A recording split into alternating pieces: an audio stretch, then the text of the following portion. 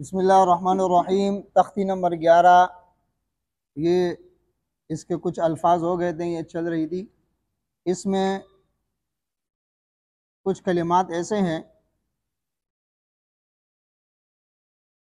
جیسے سب سے پہلی بات یہ کہ نون ساکن نون تنوین کے قاعدے میں نے آپ کو بتائے تھے۔ نون ساکن اور نون تنوین کے قاعدے میں نے بتائے تھے۔ نون ساکن یا تنوین کے بعد حروف اظہار میں سے کوئی حرف آئے گا تو اظہار ہوگا، یعنی حلقی حمزہ ہا، عین ہا، غین خا، ان میں سے کوئی حرف آئے گا تو اظہار ہوگا۔ اور یرملون میں سے کوئی حرف آئے گا تو ادغام ہوگا، یا را میم لام واو نون، صحیح ہے۔ پھر یرملون کے اندر ادغام کی دو قسمیں ہیں۔ اگر را اور لام میں سے کوئی حرف ہوگا تو ادغام تام ہوگا، یعنی بغیر غننے والا۔ یا نون میم واو، ان چار حروف میں سے کوئی حرف ہوگا تو ادغام ہوگا اور ساتھ میں غنہ بھی ہوگا، اس کو ادغام ناقص کہتے ہیں۔ بات سمجھ میں آ رہی ہے؟ اسی طرح نون ساکن یا تنوین کے بعد اگر با آ جائے گا تو اس میں اقلاب ہوگا۔ اور اگر ان حروف کے علاوہ الف تو نون ساکن تنوین کے بعد آتا نہیں ہے، باقی حروف اظہار، حروف حلقی اور با، ان کے علاوہ باقی 15 حروف بچتے ہیں۔ ان 15 حروف میں سے کوئی حرف آئے گا تو اس میں اخفا ہوگا۔ کیا ہوگا؟ اخفا۔ بات سمجھ میں آ رہی ہے؟ تو اسی طرح جو ہے نا کیا نام ہے، انتا کے اندر آپ کو میں نے بتایا تھا، کنتو کے اندر بھی اسی طرح ہے۔ آگے جو ہے نا کیا نام ہے، فنصب کے اندر دیکھیں نون ساکن کے بعد صاد ہے تو اس میں جو ہے نا کیا نام ہے، کیا ہوگا؟ اخفا ہوگا، یعنی غنہ کریں گے۔ ونحر نون ساکن کے بعد ہا ہے، اس میں اظہار ہوگا، غنہ نہیں ہوگا۔ من ہادن نون ساکن کے بعد ہا ہے، اس میں بھی غنہ نہیں ہوگا، اظہار ہوگا، حروف حلقی میں سے ہے۔ من علقن، یہاں پر نون ساکن کے بعد عین ہے، یہ عین میں حروف حلقی میں سے، تو یہاں پر بھی اظہار ہوگا، غنہ نہیں ہوگا۔ انعمتا نون ساکن کے بعد جو ہے نا کیا نام ہے، عین ہے، اس میں بھی غنہ نہیں ہوگا، اظہار ہوگا۔ اسی طرح من آمنا نون ساکن ہے، نون ساکن کے بعد حمزہ آیا، اس میں بھی نہیں ہوگا۔ اسی طرح من خلاف میں نون ساکن ہے، نون ساکن کے بعد خا ہے، خا میں بھی خا آنے کی وجہ سے یہاں پر بھی جو ہے نا کیا نام ہے، اخفا یعنی اظہار ہوگا، غنہ نہیں ہوگا، صحیح ہے۔ انقوا نون ساکن کے بعد قاف ہے، اس میں اخفا ہوگا۔ بات سمجھے نہیں سمجھے؟ اسی طرح میم ساکن کے 3 قاعدے ہیں۔ میم ساکن کے کتنے قاعدے ہیں؟ میم ساکن اس میم کو کہتے ہیں کہ جس میم کے اوپر جزم ہو، جس میم کے اوپر کیا ہو؟ جزم ہو، صحیح ہے۔ میم ساکن کے بعد اگر میم آئے گا تو ادغام ہوگا، میم ساکن کے بعد با آئے گا تو اخفا ہوگا، اور میم ساکن کے بعد الف آتا نہیں ہے، کیوں؟ الف خود ساکن ہوتا ہے۔ تو 3 حروف یہ نکل گئے، باقی کتنے رہ گئے؟ 26 حروف میں سے کوئی بھی حرف میم ساکن کے بعد آئے گا تو اظہار ہوگا۔ ادغام ایک حرف میں ہے، میم ساکن کے بعد دوسرا میم آنا۔ اخفا ایک حرف میں ہے، میم ساکن کے بعد با آ جائیں، صحیح ہے۔ اور الف آتا نہیں ہے، 29 میں سے 3 نکل گئے، باقی کتنے رہ گئے؟ 28 حروف میں سے کوئی بھی حرف آئے گا تو میم ساکن میں کیا ہوگا؟ اظہار۔ بات سمجھ میں آ رہی ہے؟ انعمت میں آپ دیکھیں، عمتا میم ساکن ہے، میم ساکن کے بعد تا ہے تو اس میں کیا ہوگا؟ اظہار۔ بات سمجھے نہیں سمجھے؟ اس میں آگے جو ہے نا کیا نام ہے، چند کلمات ایسے ہیں کہ جس کے اندر جو ہے نا نون ساکن کے بعد یا آیا ہے یا نون ساکن کے بعد واو آیا ہے۔ ہم نے کہا تھا نا کہ نون ساکن یا تنوین کے بعد حروف یرملون میں سے کوئی حرف آئے گا تو ادھر کیا ہوگا؟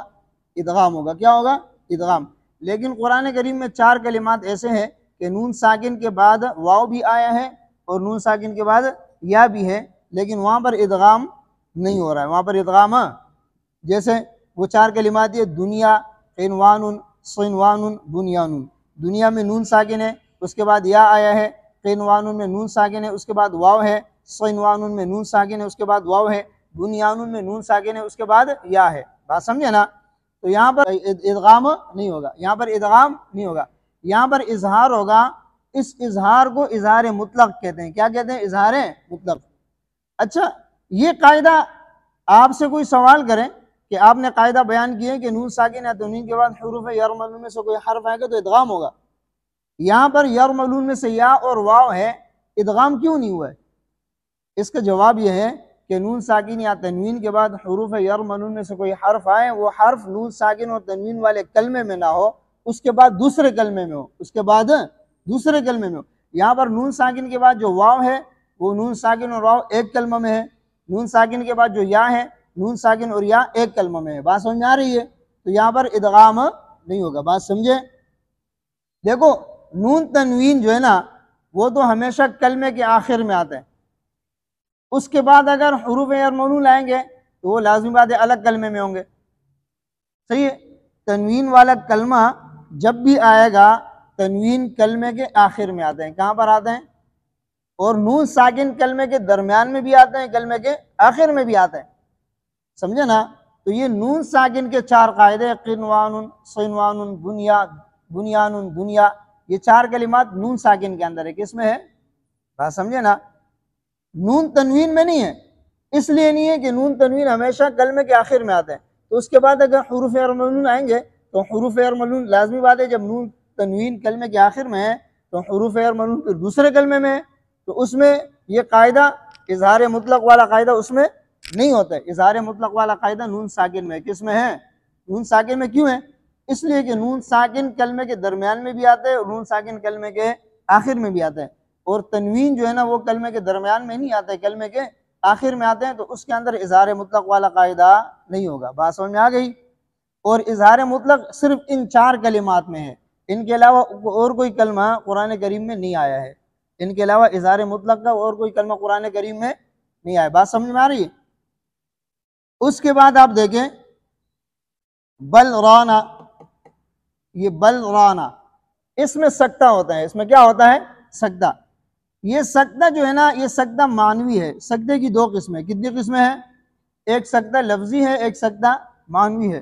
سکتہ لفظی اس کو کہتے ہیں جیسے قرات امام جو ہے نا کیا نام ہے قرات امام حمزہ کے اندر اس میں سکتہ کرتے ہیں، خلف کے لیے سکتہ کرتے ہیں، من آمنا، من آمنا سکتہ کرتے ہیں نا، عذاب علیم، عذاب علیم، یہ سکتہ کرتے ہیں نا، یہ سکتہ لفظی ہے، کیا ہے؟ یہ معنوی نہیں ہے۔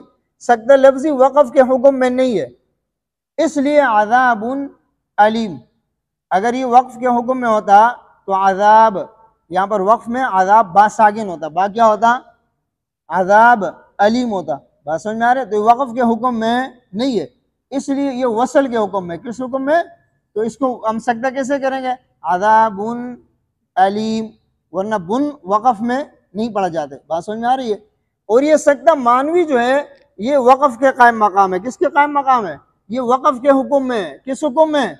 دیکھو بات سنو، عوجن وقفن، عوجا قیما، عوجن وقفن، عوجا قیما، ہے نہیں ہے؟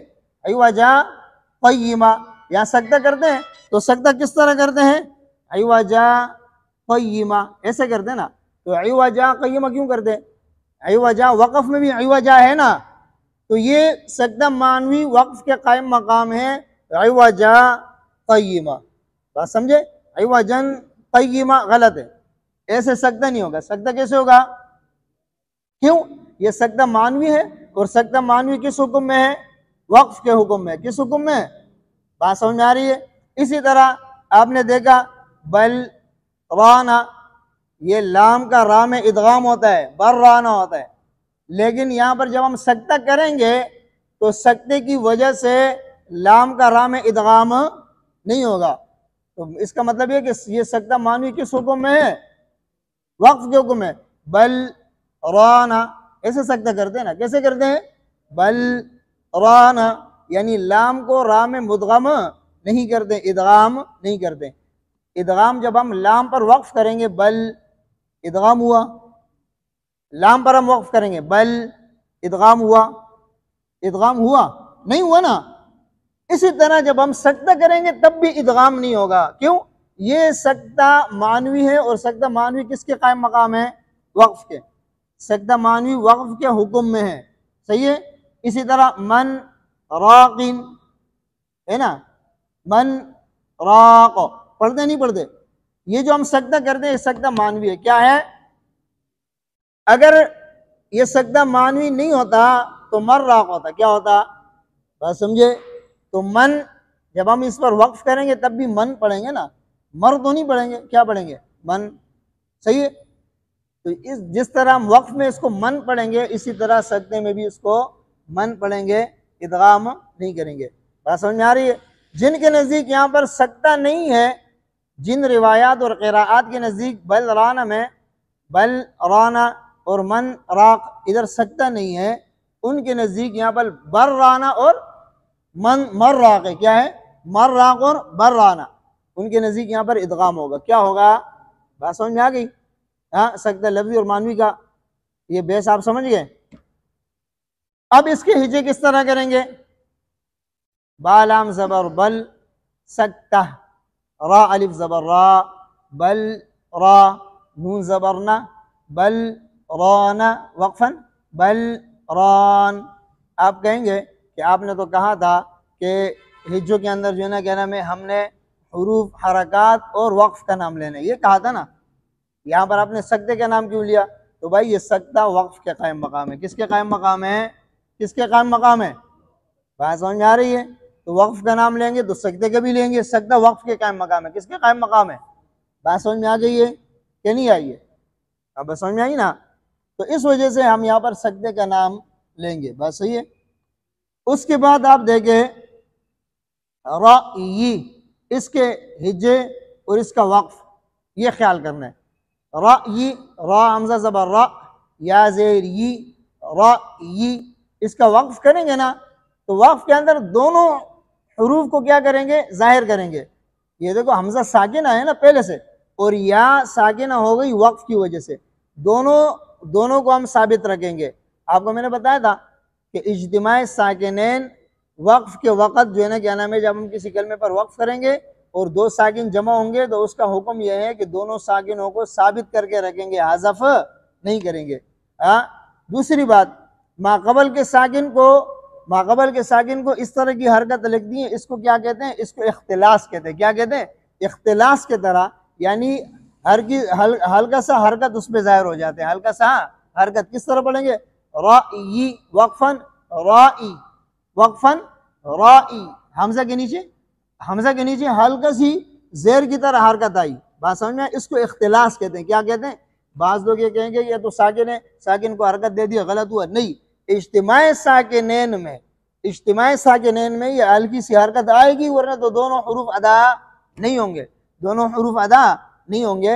یہ اختلاس کی ایک کیفیت ہے. کس کی کیفیت ہے؟ ایک روم ہوتے ہیں، ایک اختلاس ہوتے ہیں. روم کا مطلب یہ ہے کہ حرکت کے تیسرے حصے کو ظاہر کرنا. اختلاس کا مطلب ہے کہ حرکت کے دو حصے ظاہر ہوتے ہیں اور تیسرا حصہ ظاہر نہیں ہوتا. بعض لوگوں نے اس کو روم میں لیا ہے، بعض لوگوں نے اختلاس میں لیا ہے. جو اختلاس کہتے ہیں وہ اس لیے کہتے ہیں کہ اختلاس اور روم کو ایک ہی شمار کرتے ہیں. کیا کرتے ہیں؟ ایک ہی شمار کرتے ہیں، تو اختلاس بول دیتے ہیں. صحیح ہے نا؟ باقی اس میں ہلکی سی حرکت آئے گی. بات سمجھ میں آئیے؟ ہاں، ہادی، ہادی، یہ وقف کریں گے نا، ہادی، حد نہیں کریں گے. حد یہاں کہاں چلے گیا؟ ہادی. بات سمجھے؟ اسی طرح رائی. بات سمجھ آیا؟ وقف اس طرح کریں گے. صحیح ہے؟ صحیح وقف یہ ہے. صحیح ہے. اس کے بعد جو ہے نا کیا نام ہے، من راق کے اندر بھی وہی آپ کو میں نے بتایا، وہ سکتے والی بات ہے. آپ دیکھیں آگے جو ہے نا کیا نام ہے، مجریہا. کیا؟ مجریہا، میم جیم زبر مج. اس کے ہجے جو ہے نا کیا نام ہے، مختلف لوگ کرتے ہیں، مختلف طریقوں سے کرتے ہیں. بعض لوگ ہجے کرتے ہیں میم جیم زبر مج، را کڑی زیر امالہ رے. بعض لوگ کرتے ہیں میم جیم زبر مج، را امالہ والی رے. بعض کرتے ہیں میم جیم زبر مج، را الف ممالہ رے. اب سمجھ آئیے بات؟ اس میں سب سے بہتر ہے میم جیم زبر مج، را الف ممالہ رے. سب سے بہتر ہے. کیوں؟ یہ مجریہا اصل میں مجراہا ہے. کیا ہے یہ؟ اصل میں کیا ہے؟ مجراہا. بعض روایت میں ساتھیوں نے پڑھا ہوگا بسم اللہ مجراہا و مرساہا. بعض روایت میں ادھر امالہ نہیں ہے، تو اس میں کس طرح پڑھتے ہیں؟ بسم اللہ مجراہا و مرساہا. بات سمجھ آ رہی ہے؟ یہ اصل میں کیا ہے؟ مجراہا. سمجھے؟ یہ کڑا زبر ہے، کڑی زیر. یہ جو کڑی زیر انہوں نے دی ہے، یہ کڑی زیر نہیں ہے، یہ امالے کی نشانی ہے. جس طرح مد کے اوپر ہم نشانی دیتے ہیں نا، قاعدے میں نشانی دی ہے، تشدید ایک نشانی ہے، جزم ایک نشانی ہے. اسی طرح یہ کڑی زیر، یہاں پر یہ کڑی زیر نہیں ہے، یہ امالے کی نشانی ہے. کس کی نشانی ہے؟ بات سمجھے نا؟ کس کی نشانی ہے؟ امالے کی. اصل میں یہ کیا ہے؟ مجراہا. کڑا زبر ہے. کڑا زبر الف ہوتا ہے. کڑا زبر کیا ہوتا ہے؟ الف ہوتا ہے. تو میم جیم زبر مج، را الف ممالہ رے. را کے الف میں امالہ ہوا ہے. اس کا مطلب کیا ہے؟ را الف ممالہ رے، یعنی را کے الف میں امالہ ہوا ہے، اس کا مطلب یہ ہے، صحیح ہے۔ دوسرے نمبر پہ میم جیم زبر مج را الف، میم جیم زبر مج را امالہ والی یہ بھی صحیح ہے کسی حد تک، صحیح ہے نا۔ لیکن اگر زیر کا نام لیں گے تو وہ صحیح نہیں ہے۔ کیوں صحیح نہیں ہے؟ اس لیے صحیح نہیں ہے، امالے کی تعریف یہ ہے کہ امالہ کہتا ہے الف کو یا کے طرف مائل کرنا، الف کو زبر کو زیر کے طرف مائل کرنا، زبر کو زیر کے طرف لے جانا اور الف کو یا کے طرف لے جانا، یہ امالہ ہے۔ جب ادھر پہلے سے زیر ہے تو پھر امالے کی ضرورت ہے؟ ہاں سمجھ آ رہی ہے نا؟ زیر میں امالہ نہیں ہوتا ہے، یا میں بھی امالہ نہیں ہوتا ہے۔ کڑے زبر میں امالہ ہوگا، الف میں امالہ ہوگا، زبر میں امالہ ہوگا۔ امالے کے مطلب ہے یعنی یا کے طرف مائل کرنا، یا کے طرف لے جانا۔ اگر پہلے سے یا ہے تو یا کے طرف لے جانے کی ضرورت ہے؟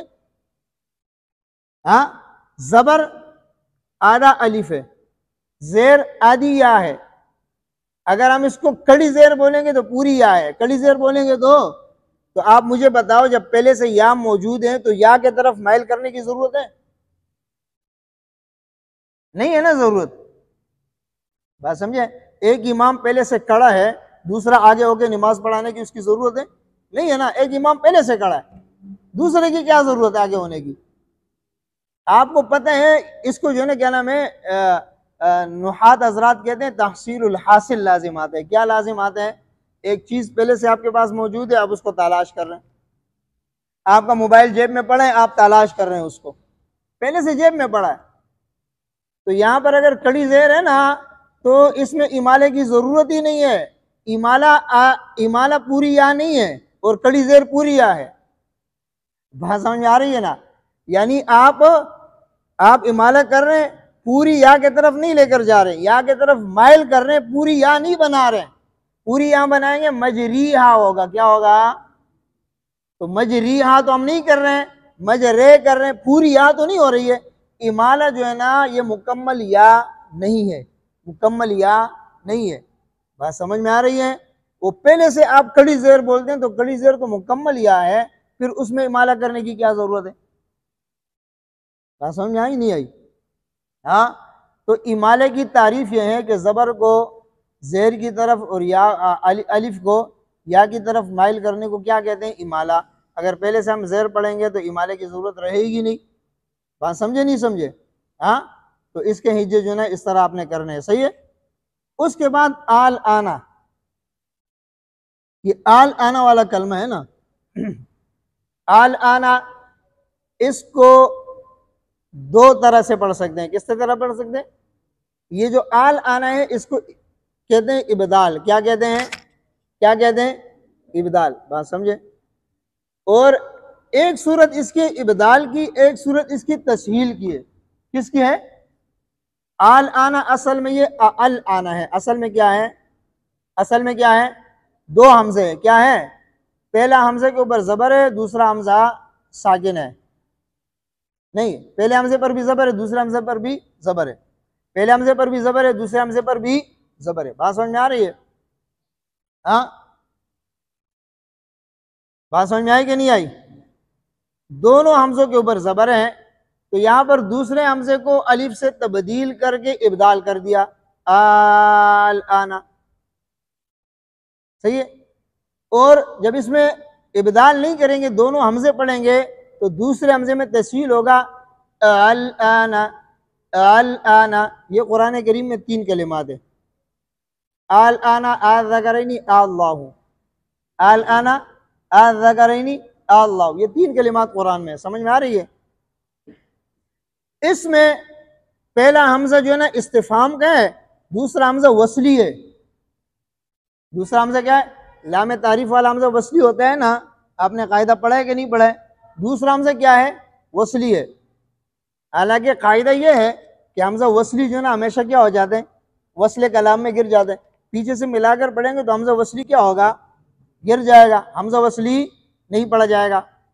قاعدہ آپ نے پڑھا ہے نا کہ جب دیکھو الحمدللہ رب العالمین، ذالک الکتاب، ذالک الکتاب، ذالک الکتاب، بات سمجھ میں آ رہی ہے؟ ذالک الکتاب ہے نا، پیچھے سے ہم نے ملا کر پڑھا، ذالک الکتاب حمزہ نہیں پڑھا گیا۔ اسی طرح ان تین کلمات کے اندر دوسرا حمزہ وصلی ہے۔ قاعدہ تو یہ ہے کہ جب حمزہ وصلی کلمے کے درمیان میں آتے ہیں تو حمزہ وصلی نہیں پڑھا جاتا ہے۔ ہاں، تو یہاں پر سوال یہ ہوتا ہے سوال یہ ہوتا ہے کہ یہاں پر حمزہ وصلی کیوں ثابت رکھا ہے، حمزہ وصلی کو حذف کیوں نہیں کیا؟ اب سمجھ آ رہی ہے بات؟ اس کا جواب یہ ہے کہ پہلا حمزہ استفہام ہے، دوسرا حمزہ وصلی ہے۔ حمزہ استفہام بھی زبر والا ہوتا ہے، حمزہ وصلی بھی زبر والا ہوتا ہے۔ اگر یہاں پر ہم جو ہے نا حمزہ وصلی کو گرائیں گے تو حمزہ استفہام جو ہے نا کیا نام ہے، حمزہ وصلی کا التباس لازم آئے گا۔ اس میں کس کا التباس لازم آئے گا؟ حمزہ وصلی کا التباس لازم آئے گا، معنی بدل جائے گا۔ استفہام کے معنی کچھ الگ ہوتے ہیں اور حمزہ وصلی کا معنی الگ ہوتا ہے، بات سمجھے نا؟ استفہام کے معنی الگ ہوتے ہیں، تو اس میں جو ہے نا کیا نام ہے حمزہ وصلی کو اگر ہم گرائیں گے تو اس میں جو ہے نا کیا نام ہے حمزہ استفہام جو ہے اس میں حمزہ وصلی کا التباس لازم آتا ہے۔ وہ ایسے محسوس ہوگا کہ حمزہ استفہام یہاں پر نہیں ہے، حمزہ وصلی ہے۔ الآن پڑھیں گے، الآن پڑھیں گے یا اللہ پڑھیں گے تو یہ ایسے محسوس ہوگا، یا الذکرین پڑھیں گے یہ ایسے محسوس ہوگا کہ یہ حمزہ وصلی ہے۔ کیا ہے؟ حمزہ وصلی ہے، سمجھا؟ تو اس التباس کی وجہ سے اس جو ہے نا کیا نام ہے یہاں پر حمزہ وصلی کو گراتے نہیں ہیں، یا تو اس کے اندر اچھا اس میں تغیر کرتے ہیں۔ تغیر کی ایک صورت یہ ہے کہ اس میں ابدال کر دیتے ہیں، دوسری صورت یہ ہے کہ اس میں تسہیل کرتے ہیں۔ الآن یہ ابدال ہے، کیا ہے؟ ابدال، بات سمجھ میں آ رہی ہے؟ اور الآن یہ تسہیل ہے، کیا ہے؟ یہ دونوں طرح پڑھنا صحیح ہے۔ الذکرین، الذکرین، اللہ، اللہ، یہ دونوں طرح پڑھنا کیا ہے؟ صحیح ہے۔ لیکن ایک بات یاد رکھنا، اگر مد منفصل میں ہم قصر کریں گے، قرآن کریم ہم شروع کریں جیسے تراویح میں پڑھتے ہیں، مد منفصل میں مد نہیں کریں گے، مد منفصل میں مد نہیں کریں گے، ایک الف مد کریں گے تو اس صورت میں یہاں پر تسہیل نہیں ہوگا، صرف ابدال ہوگا۔ الذکرین، اللہ، الآن، صرف اس طرح پڑھیں گے۔ الذکرین، یہ الذکرین، اللہ، یہ جو ہے نا کیا نام ہے الآن، یہ اس طرح پڑھنا اس صورت میں صحیح ہے جب ہم مد منفصل میں مد کریں گے، مد منفصل میں مد کریں گے تو اس صورت میں یہاں پر جو ہے نا کیا نام ہے ابدال بھی جائز ہے اور یہاں پر تسہیل بھی جائز ہے۔ اور اگر مد منفصل میں مد نہیں کریں گے تو ابدال ہوگا، تسہیل جائز۔ بات سمجھ میں آ گئی؟ میرے خیال اتنا کافی ہے۔